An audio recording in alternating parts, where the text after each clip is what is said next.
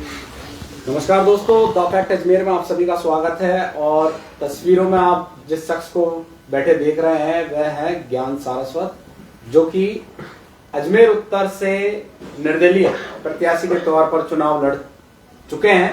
अब क्या होगा, अपने रूटीन काम में ये व्यस्त हो चुके हैं। और सबसे बड़ी बात, चुनाव से पहले कल और कुछ दिनों पहले इन्हें फेसबुक के कमेंट पर भी गोली मारने की धमकी दी गई थी, वो इन्होंने नजरअंदाज की। और अब इनका बताया जा रहा है फेसबुक अकाउंट ही फर्जी बना लिया गया है किसी अज्ञात व्यक्ति ने। इस मामले में कल ये मुकदमा दर्ज कराने जा रहे हैं और बात कर लेते हैं इनसे किस तरीके का चुनाव रहा। ज्ञान जी, बहुत ही अच्छा चुनाव रहा, शांतिपूर्ण तरीके से ये चुनाव संपन्न हो चुका है। कैसा देखते हैं इस चुनाव को?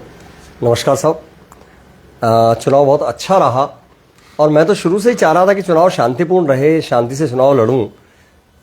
जिन लोगों ने भी कमेंट किए, जिन लोगों ने फेसबुक पे आंसर लिखा, वो चीज़ें लिखी जो कहीं मेरे जीवन में नहीं होती है, लेकिन कोई गिला शिकवा नहीं है। 25 तारीख को चुनाव संपन्न हुए और सब कुछ ठीक हो गया और मैं सबको भूल चुका हूँ।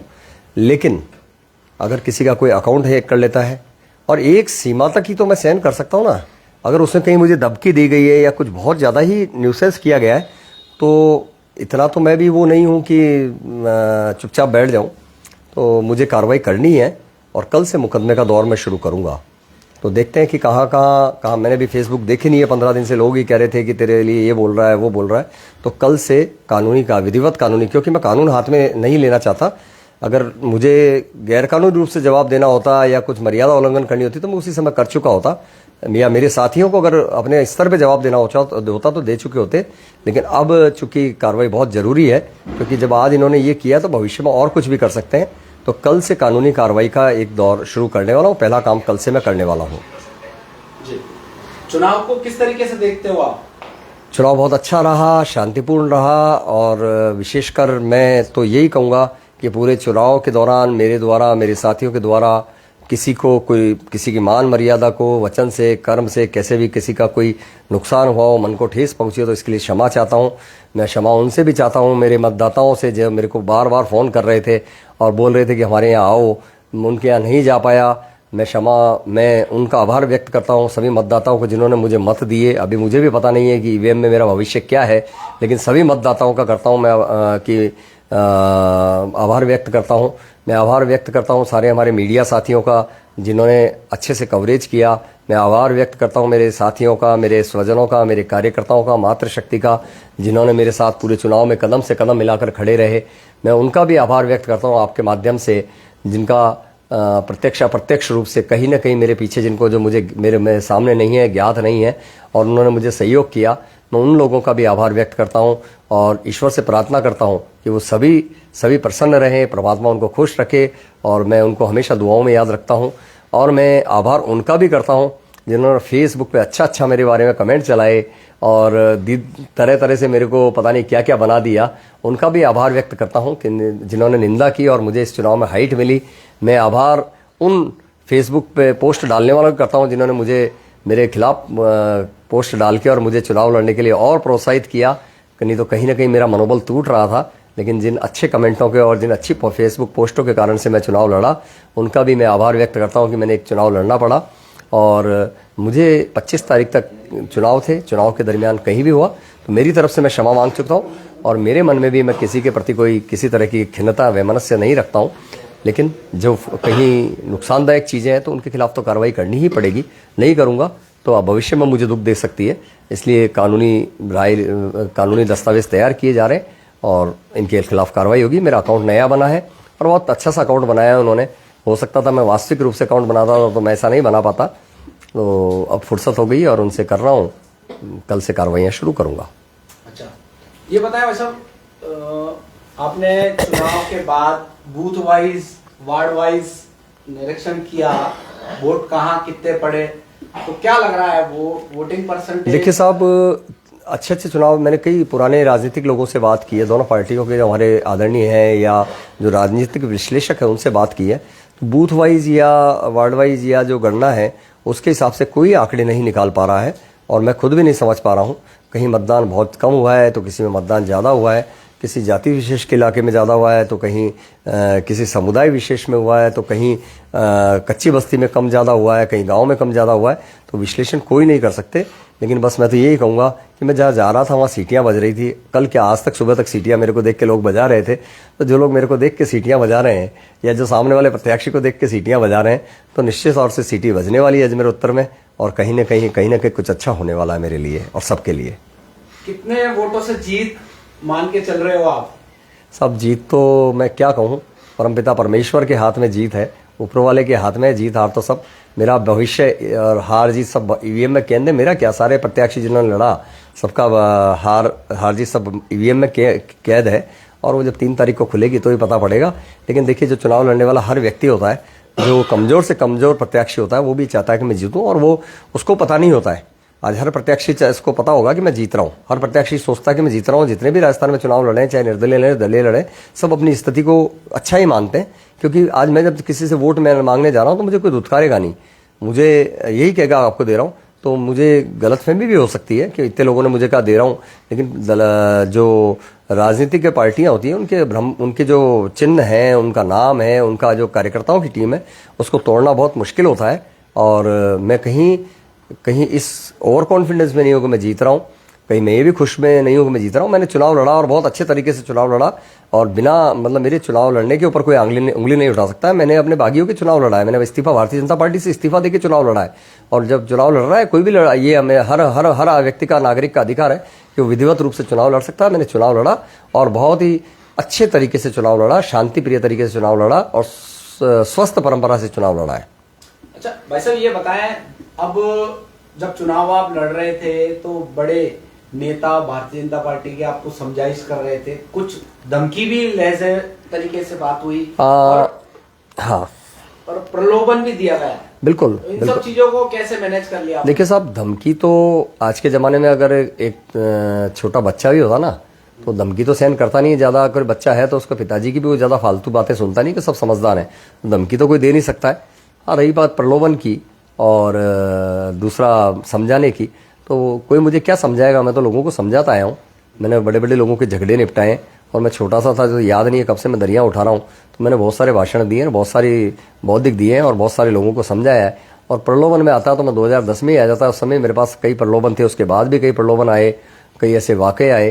तो प्रलोभन में आने वाला तो कोई विषय था नहीं, धमकी कोई दे नहीं सकता है, और समझाइश में मेरे से ज्यादा मैं अपने आप को समझदार दूसरे को नहीं मानता हूँ। जो करना है मैंने विवेक से किया ना काम। मैंने कोई ऐसा तो है नहीं कि कोई कह देते साहब इसने मुझे बेला फुसला कर खड़ा कर दिया, लड़ा दिया और ये कर दिया। नहीं, मैंने अपने विवेक से चुनाव लड़ा है और अच्छे से चुनाव लड़ा है, और मुझे कोई धमकी प्रलोभन का मेरे ऊपर कोई फर्क नहीं पड़ने वाला है। देखिए, कुछ लोग हैं जो आपको नमस्ते कह रहे हैं, कोई बेस्ट विशेष कर रहे थे। नाम ले लेता हूं मैं एक बार, फिर आगे चर्चा करेंगे। गौरव अग्रवाल जी हैं, आपका स्वागत है। दिनेश लखोटिया जी हैं, आपको विजय श्री की शुभकामनाएं। ईश्वर बम्बानी जी हैं, और वेस्ट विशेष प्रकाश बच्चानी जी हैं, भाई साहब नमस्ते। नितिन शर्मा जी है, जय श्री कृष्णा भाई साहब। 5 लोगों ने अभी तक आपको विश किया है। सबको नमस्ते, जय श्री कृष्णा, और सभी का हृदय से आभार मेरे इस कमेंट्स के लिए भी, और कल जो आपने सहयोग किया उसके भी लिए, प्लस आपकी पूरी टीम को, जिनको मैं जानता नहीं हूँ, ज्ञात अज्ञात जो आपके साथ में मेरे लिए काम कर रहे थे, उन सबको धन्यवाद, आभार बोलता हूँ, और आपका कर्ज मेरे ऊपर रहेगा। चलिए, वोटिंग खत्म होने के बाद से लेकर अभी तक, यानी कि 24 और 25 घंटे हो चुके हैं। कैसे बीते ये 25 दिन? आप साहब 25 घंटे बड़े आराम से गुजरे। रात को 12 बजे तक तो साहब जो साथी थे उनको विदा किया, अपने जहां पैरों में कहीं ड्रेसिंग करनी थी, जख्म हो गए थे, उनकी ड्रेसिंग कराई है। सुबह मेरे पैरों में कई जगह बाल तोड़ हो गए, कई जूतों से छिल गए, कट गए, तो वहां बड़े आराम से रात को बुला के डॉक्टर साहब से ड्रेसिंग की, और 1 बजे मैं रात को सोया, और सुबह साहब मैं उठने वाला 5 बजे उठने वाला आदमी 10 बजे के बाद उठाऊं। उठने के बाद मेरे एक मित्र की मम्मी जी एडमिट थे अस्पताल में, उनसे मिलने गया। बाजार में मैं सोच रहा था कि 15 मिनट में रामनगर पहुंच जाऊंगा। दिनचर्या है मेरी, पान खाने की आदत है, पान खाया, वहाँ 15 मिनट लोग मिल गए, रास्ते में मेरे समर्थक मिल गए। तो बाइक पे था, तो पहले तो लोग समझ ही नहीं पा रहे हैं कि यार ये बाइक पे भी घूमता है क्या, इतना अच्छा चुनाव लड़ा हुआ आदमी। तो बाइक पे घूम रहा था, रास्ते में करता करता यहाँ रामनगर आया। रामनगर आने के बाद मेरे साथी जो मुझे बधाई देने आ रहे हैं या मिलने आ रहे हैं, उनको चाय पिए जा रहे हैं और मस्ती से बात करे जा रहे हैं।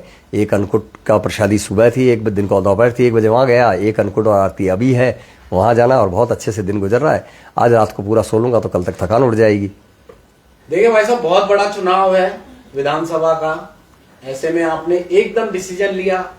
आप चुनाव की तारीख से 10-12 दिन तक आपका कोई मूड नहीं था? नहीं था भाई, आपको अग्रेसिव किया गया, आपको यानी कि गुस्से में लाया गया, कह सकते हैं। मैं बहुत, पवन जी, शांत बैठा था जी। मैं नहीं चाहता था कि क्योंकि मैंने 2010 में बागी होकर चुनाव लड़ा था निर्दलीय, और मैं बड़ा सफल रहा था। मुझे अपने आप पे बहुत अच्छा विश्वास था। मैंने हमेशा भारतीय जनता पार्टी की जिंदाबाद की है।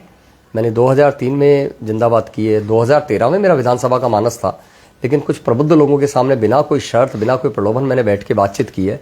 2018 का चुनाव माननीय जो हमारे विधायक रहे हैं उनके पक्ष में मैंने उनको जिताने के लिए काम किया। अभी भी मेरा ऐसा कोई मानस नहीं था। इस सारी राजनीति से दूर होने के लिए मैं बनारस चला गया साहब। मैं 5-7-10 दिन बनारस रहा, लेकिन ये था कि टिकट फाइनल हो जाएगा, नामांकन की डेट निकल जाएगी, लेकिन ऐसा कुछ हुआ नहीं। वापस आया जब तक सब कुछ ठीक चल रहा था, लेकिन कहीं ना कहीं किसी न किसी को मेरे से डर लग रहा था। देखिए, आप देख रहे होंगे कि पिछले 2-3 साल से शहर के अंदर माहौल चल रहा था, परिवर्तन करो परिवर्तन करो। मुझे इन सब चीज़ों से कोई मतलब नहीं था। मैंने आप कभी शहर के अंदर अपना होर्डिंग नहीं लगाया, मैंने कभी शहर में होर्डिंग नहीं लगाया, मैंने कोई परिवर्तन की मांग नहीं की, मैंने किसी प्रकार का किसी से विवाद नहीं किया। मैंने चुनाव के आचार संहिता के लगने के 1 दिन पहले तक, 2 दिन पहले तक मैंने उद्घाटन मेरे वार्ड में कराया था, जिनके फंड से विधायक जी से फंड मिला था। और वहां भी मैंने सार्वजनिक तौर से ये कहा था कि भाई इनको वोट देना है, और ये चुनाव लड़ेंगे तो इनको टिकट मिले तो इनको वोट देना है। लेकिन कहीं ना कहीं मेरी मान प्रतिष्ठा को हानि पहुंचाने की कोशिश की। फिर जब मैंने चुनाव की प्रेस कॉन्फ्रेंस कर दी, उसके बाद में भी मैंने कहा कि साहब अभी भी मैं, एक विकल्प है मेरे पास, और मैं नहीं चाहता था कि मैं बार बार बागी बनूं। और मुझे ये भी पसंद नहीं था कि जो कोई चुनाव लड़ना चाह रहे थे वो चाह रहे थे कि मेरे कंधे पे बंदूक रख ले। मैं वो भी नहीं चाह रहा था कि मेरे कंधा किसी की बंदूक के लिए इस्तेमाल हो।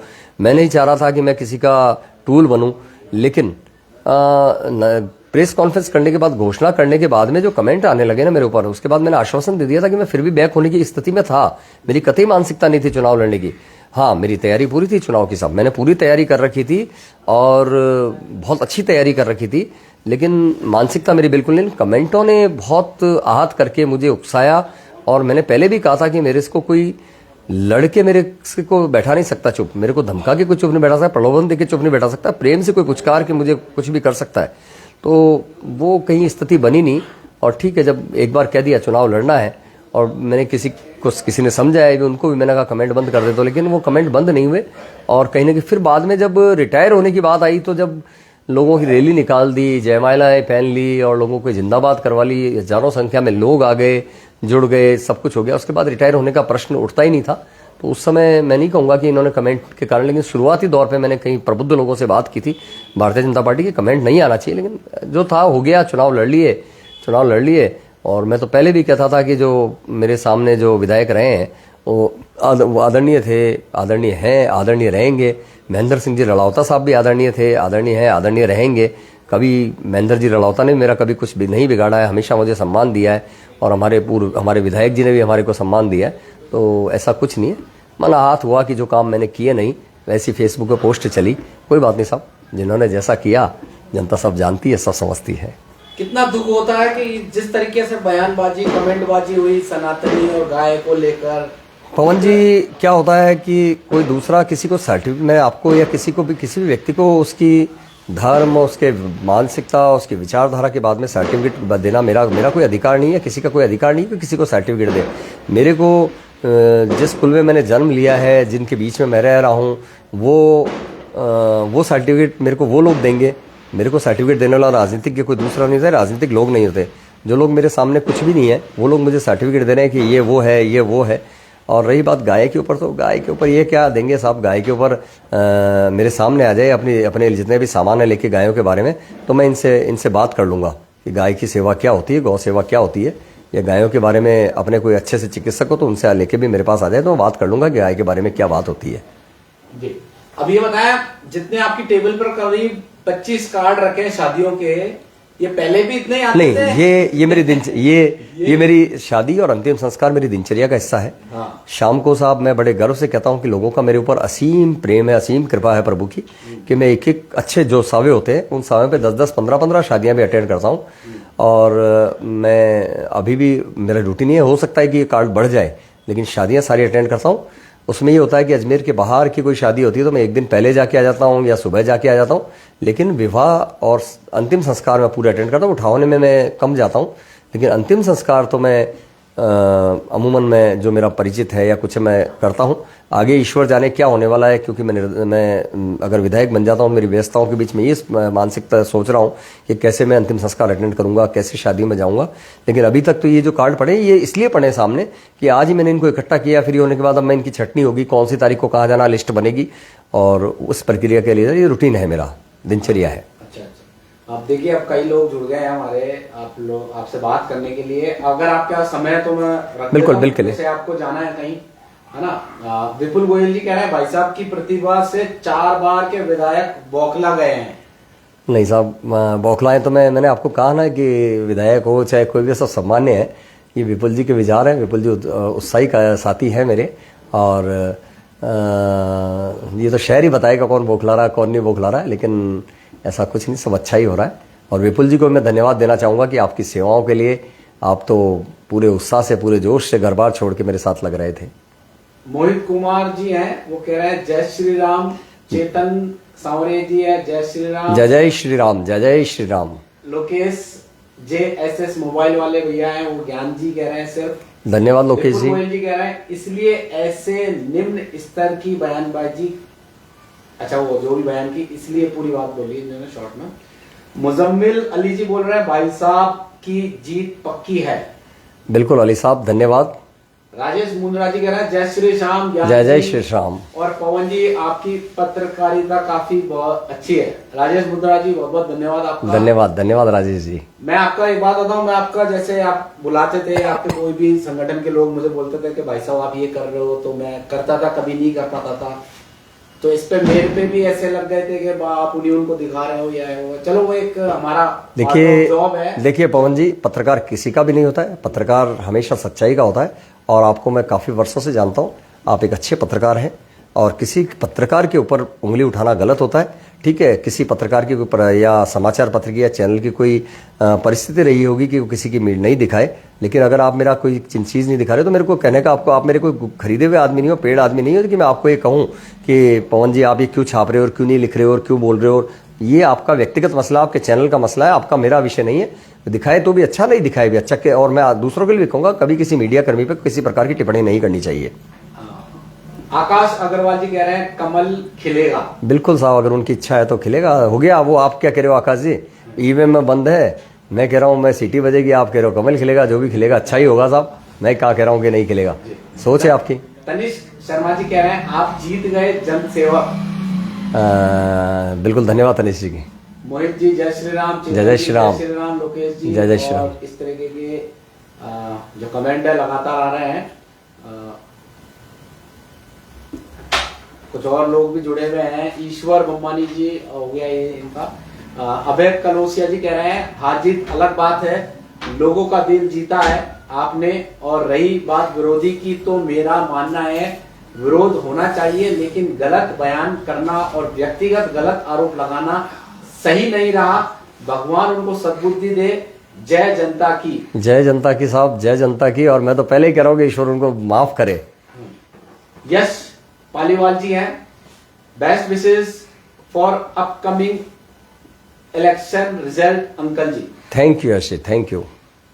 प्रीतम वैष्णव भाई साहब भारी मतों से जीत रहे हैं। प्रीतम जी, अगर जीतता हूँ ना तो ये सब आप साथियों को समर्पित है, मेरे मतदाताओं को समर्पित है। और जो जिन साथियों ने प्रत्यक्ष और परोक्ष रूप से किया, उनको प्रयास किया, उनको मेहनत, उनकी मेहनत। अंबे माता मंदिर अजमेर से है कमेंट, आपकी जीत पक्की है, माता जी का आशीर्वाद आप पर बना रहे। माता जी का आशीर्वाद बिल्कुल मुझे मिला है, और माता जी का आशीर्वाद पूरा मिला है। और बिल्कुल बिना ईश्वर के, प्रभु के, ऊपर वाले के आशीर्वाद और मातृशक्ति के आशीर्वाद के बिना कुछ संभव नहीं है। तो निश्चित तौर से वहाँ से आशीर्वाद मिला है, तो विजय श्री वही तो है साहब। श्री वही है। तो कमेंट बहुत सारे लगातार आ रहे हैं, कोशिश करता हूं लेने की। जो भी विजय साहू जी कह रहे हैं, जो अभी उसका भाग्य ईवीएम में बंद है, 3 तारीख को उसका भाग्य खुलकर बाहर आएगा, वही हमारा विधानसभा की उन्नति का प्रतिनिधित्व होगा। बिल्कुल सही कह रहे हैं, गलत क्या कह रहे हैं? वो गलत नहीं कह रहे हैं, सही कह रहे हैं। एक सेकंड। अच्छा भाई साहब, ये बताएं, अब लोगों का जो मिलना जुलना है कितना हो रहा है, पहले जैसा हो रहा है? नहीं पवन जी, कुछ तो दायरा बढ़ेगा, क्योंकि निश्चित तौर से कई नए चेहरे मेरे से जुड़े हैं, कई नए रिश्ते जुड़े हैं, कोई भाई बने हैं, कई बहन बनी है। और जहां मैं कोई साल 2 साल में शादी में, मौत में, मरगत में या दुख में जाता था, वहां मेरा लगातार जाना हुआ, 2-2 3-3 बार जाना हुआ। जहां मैं कभी सोच नहीं सकता था कि यहाँ किसी पार्टी की टेबल लगेगी और यहाँ मुझे चुनाव कन्वेंसिंग में आना पड़ेगा, वहाँ मैं गया। और तो निश्चित तौर से मेरा परिवार तो बड़ा ही है, परिवार बड़ा है तो लोगों का मिलना जुलना भी बढ़ेगा। लेकिन साहब ये भी बात है कि हम आदमी हैं, सामाजिक प्राणी हैं, और मैं तो समाज में काम कर रहा हूँ, राजनीतिक क्षेत्र में काम कर रहा हूँ। तो मुझे तो ये अच्छा लगेगा कि ज़्यादा से ज़्यादा व्यक्ति मेरे से मिले और ज़्यादा से ज़्यादा लोगों के सम्मुख मैं जाऊँ और ज़्यादा से ज़्यादा लोगों के मनों में रहूँ। अच्छा, शांतिपूर्ण चुनाव संपन्न हो गए।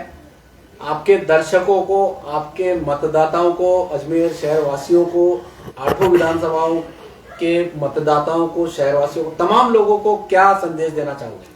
मैं बस यही कहूँगा कि हमेशा मतदाताओं को, और पूरे 8 विधानसभा की बात की है तो सभी मतदाताओं को और सभी लोगों को मैं मेरी तरफ से ये कहूँगा कि आप जनप्रतिनिधि चुने तो आप निश्चित तौर से उस व्यक्ति को चुने जो वास्तव में जनसेवा करने के भाव रखता हो। धर्म पे आधारित राजनीति नहीं करें, राजनीति धर्म को मन में रखकर राजनीति करें तो आपकी सफलता मिलेगी। और अपना जनप्रतिनिधि उसी को चुने जो अच्छा हो, सच्चे को चुने, अच्छे को चुने। और ऐसी बात नहीं है कि अच्छे व्यक्ति होते हैं, और अच्छे व्यक्ति को चुने, लेकिन ये भी बात में है कि आपका चुना हुआ व्यक्ति अगर कोई गलती करता है या कोई गलत दिशा में जा रहा है तो आपको उसको पहले तो सामान्य तरीके से, हर तरीके से उसको रोकने का प्रयास करें, उसको समझाने का प्रयास करें। चलिए, बहुत बहुत धन्यवाद ज्ञान सारस्वत जी, आप हमारे साथ इस कार्यक्रम में जुड़े। और तमाम दर्शक जिन्होंने इतने सारे कमेंट बहुत सारे किए हुए हैं, जिनको आप कुछ कह सकते हैं, क्योंकि पढ़ नहीं पा रहा हूं मैं कोई बात नहीं, जिसने भी मेरे पक्ष में या विपक्ष में किया है, सबको धन्यवाद, सबको नमस्कार। और बस यही कहूँगा कि आपका स्नेह बना रहे, आपका साथ बना रहे हमेशा। और जिसने भी मेरे लिए काम किया है, ज्ञात अज्ञात, प्रत्यक्ष अपरोक्ष, सबका सादर आभार मैं व्यक्त करता हूँ। धन्यवाद। धन्यवाद।